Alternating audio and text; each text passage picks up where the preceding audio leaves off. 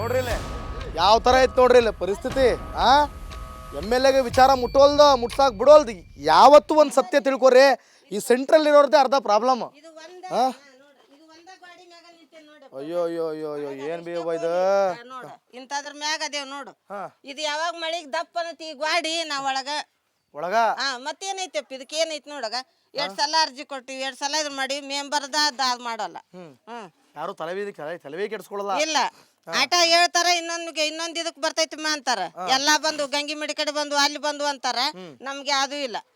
ಇಂತದ್ರ ಇದು ಒಂದ ಗಾಡಿ ಆಸರ ನೋಡಿಪ್ಪ, ಅಲ್ಲಿ ಮುಂದ್ ನಿಂತ್ ಮಾತಾಡಿದ್ನಲ್ಲ, ಇದು ಒಂದ ಗಾಡಿ ಆಸರ. ನೋಡಿ ಏನೈತಿ ನೋಡಿ ಇಂತದ್ರಾಗ ಹೆಂಗ ಬದುಕ್ತಿ, ಹೆಂಗ್ ಬದುಕ್ಬೇಕು. ಬಿದ್ರೆ ಯಾರ ಕೇಳೋರಿಲ್ಲ. ಅಲ್ಬೇವ ನೀ ಯಾರು ಮಕ್ಳು ಯಾರಿಲ್ಲ? ಮಗ ಸತ್ತೆ 2 ವರ್ಷ ಸತ್ತೆಪ್ಪ.